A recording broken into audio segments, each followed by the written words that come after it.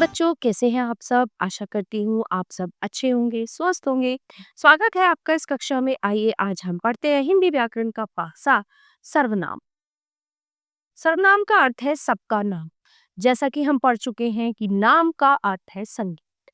तो जो शब्द संज्ञा के बदले बोले जाते हैं उन्हें सर्वनाम कहते हैं। सर्वनामों का प्रयोग नीचे दिए गए उदाहरण से समझो। बिना सर्वनामों के भाषा। राहुल और रिया कक्षा 3 में पढ़ते हैं। राहुल और रिया भाई बहन हैं। राहुल और रिया साथ साथ विद्यालय जाते हैं। राहुल और रिया कक्षा 3 में पढ़ते हैं, वे भाई बहन हैं, वे साथ साथ विद्यालय जाते हैं। तो ये गलत है और ये सही है। जो तरीका है बोलने का वो ये होता है किसी भी वाक्य को।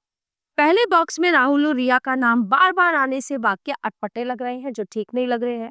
जबकि दूसरे बॉक्स में बार बार संज्ञा शब्दों राहुल रिया का प्रयोग नहीं किया गया है, बल्कि उनके स्थान पर वे आया है। सर्वनाम वे का प्रयोग करने से भाषा सहज और सुंदर हो गई है।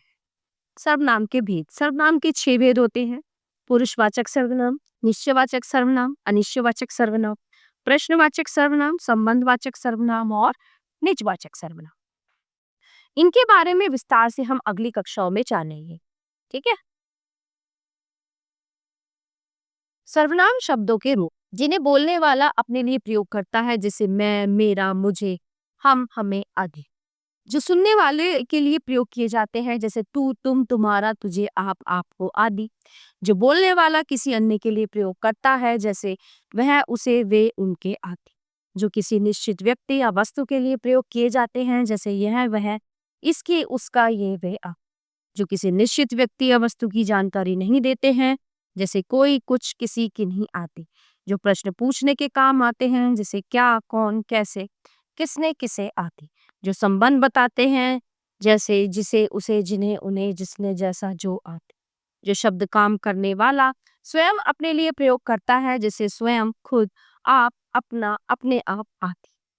तो देखिए इस पाठ में हमने क्या जाना। संज्ञा के बदले बोले जाने वाले शब्दों को सर्वनाम कहते हैं। सर्वनामों के प्रयोग से भाषा सहज और सुंदर हो जाती है। सर्वनाम के 6 भेद होते हैं। पुरुषवाचक, निश्चयवाचक, अनिश्चयवाचक, प्रश्नवाचक, संबंधवाचक और निजवाचक। तो प्यारे बच्चों, ये था हमारा पाठ सर्वनाम, जो यहीं पे समाप्त होता है। आशा करती हूँ आपको अच्छे से समझ आया होगा। मिलते हैं अगली कक्षा में। धन्यवाद।